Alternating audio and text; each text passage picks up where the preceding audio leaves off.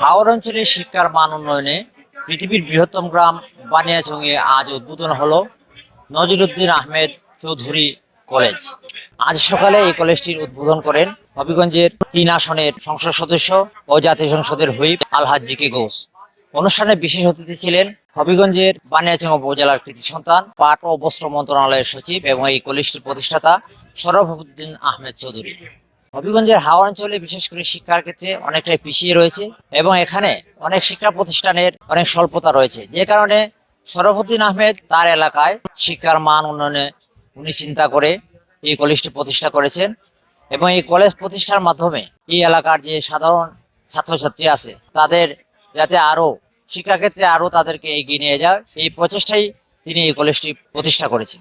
আমরা দেখেছি যে আজকে সকালে এখানে ফলক উন্মোচন করেন অতিথিরা এবং ফলক উন্মোচনের পরেই এখানে উদ্বোধন অনুষ্ঠান হয়েছে। উদ্বোধন অনুষ্ঠানেও প্রধান অতিথি ছিলেন হুইপ জি.কে. ঘোষ এবং আমরা এখানে যারা এই এলাকার যে সাধারণ মানুষ, শিক্ষানুরাগী, বিভিন্ন রাজনৈতিক সামাজিক অঙ্গনের যারা নেতৃবৃন্দ আছেন তাদের বক্তব্য শুনেছি। সবারই একটা বক্তব্য যে এই হাওড় অঞ্চলের শিক্ষার মান উন্নয়নে আসলে এই কলেজটি একটি বিশেষ ভূমিকা পালন করবে বলে তারা তাদের বক্তব্য দিয়েছেন।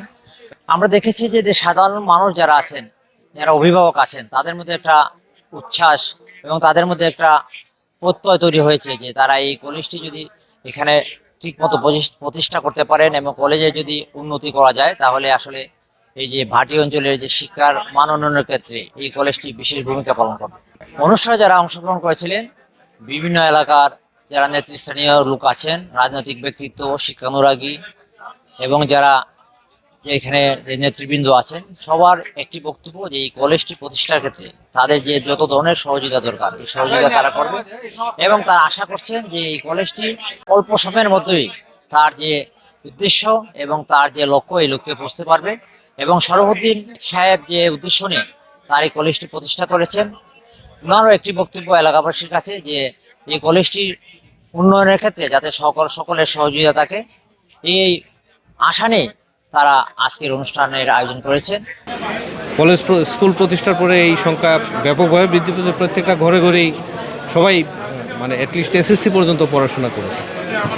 তো সেটা থেকে এলাকার মানুষের একটা দীর্ঘদিনের দাবি ছিল যেখানে একটা যদি কলেজ প্রতিষ্ঠা করা যায় তাহলে এলাকার মানুষের, বিশেষ করে ফিমেল স্টুডেন্ট যারা আছে, যারা দূরে যেতে পারে না নানান কারণে, তাদের জন্য একটা বিশেষ সুযোগ তৈরি হয়। সেই চিন্তা থেকে আসলে কলেজ স্থাপনের চিন্তা করা এবং সার্বিকভাবে এই এলাকার মানুষের সার্বিক সহযোগিতা এবং যারা আজকে এখানে উপস্থিত হয়েছিলেন তারা সকলেই আকুণ্ঠ সমর্থন দিয়েছেন, সহযোগিতা করেছেন, সব বিষয়ে তারা সহযোগিতা করেছেন। বর্তমান গণপ্রজাতন্ত্রী বাংলাদেশ সরকারের মাননীয় প্রধানমন্ত্রী শ্রদ্ধেয় জনাব তারেক রহমান সারা বাংলাদেশে শিক্ষার মান উন্নয়নের ক্ষেত্রে উনি অত্যন্ত মনোযোগ দিয়েছেন।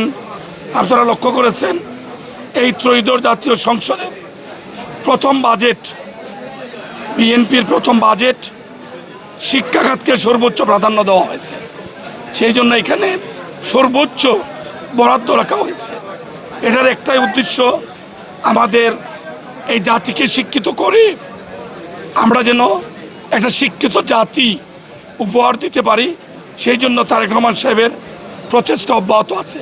আমি বিশ্বাস করি সচিব সাহেব যে আজকে কলেজ ওনার বাবার নামে নজিরুদ্দিন আহমেদ চৌধুরী কলেজ প্রতিষ্ঠা করলেন, সরকার সেখানে সর্বাত্মক সহায়তা করবে।